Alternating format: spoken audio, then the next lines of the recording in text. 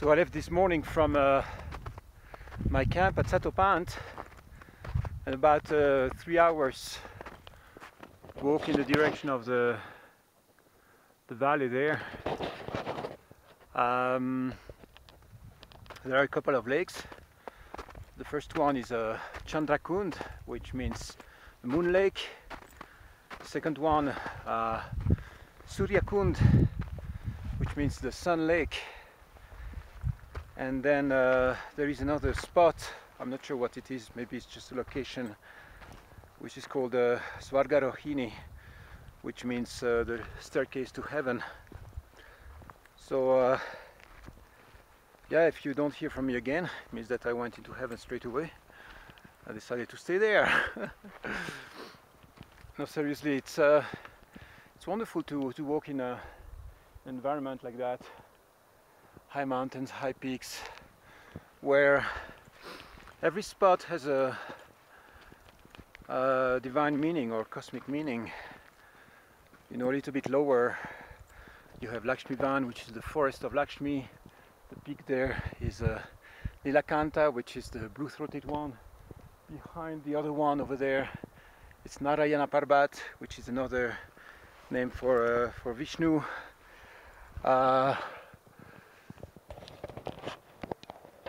This one is the translation is the little Krishna. So it's really, you walk into an environment which is really, you know, mystical, and we're not just talking about the last 100 years. This is a history which goes back 2,000 years. Down in the valley close to Badrinath, in this little village called Mana, they say that the Bhagavad Gita has been written and dictated. A little bit lower, 4 of the 5 heroes of the Bhagavad Gita, you know, have died on the way coming here, and only one managed to precisely reach enlightenment and heaven. The wife of the Pandavas, or the great heroes of this mythic Bhagavad Gita story, is said also to have died a little bit lower down this valley. So as you can see, it's you know, it's really filled with story and myths all the way down to Badrinath. And for Hindus, Badrinath is like it's like the center of the world in terms of energy and in terms of vibration. So I don't take it lightly to be walking in these beautiful valleys and visiting these spots. The way the path opened up for me has been a very progressive thing until this trip where you know, I met a couple of gurus, more sadhus, other people in town, a couple of priests, and all kept indicating to me Satopant, you know, like kept coming back in the conversation. So I thought, okay, this seems to be the synchronized moment. And this is the way it works over here. It feels like you have energetic gateways more than just a pathway. You know, it's almost like you get a form of permission on the inner levels to go ahead and do it. At least that's how it feels. There's another way to do it, which is to use your willpower, but it's a different story. So when you just go with the flow, it feels like there is an energy carrying you.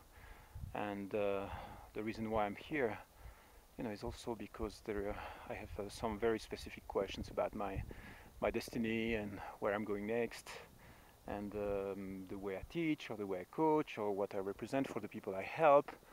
You know, so there are lots of, you know, a few core questions. So I come here to look for answers, and whether you believe that the answers come from the mountains or from within, it feels that it's a place of revelation. About 13 years ago, this is where, you know, a new life started for me as well in terms of the work that I do today. So hopefully I will get some answers and simply celebrate life, because just by being here, it's already a great privilege. Yeah, it's beautiful.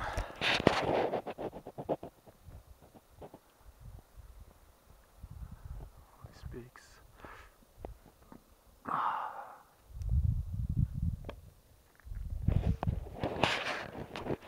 They all go to 7,000 meters. We're now at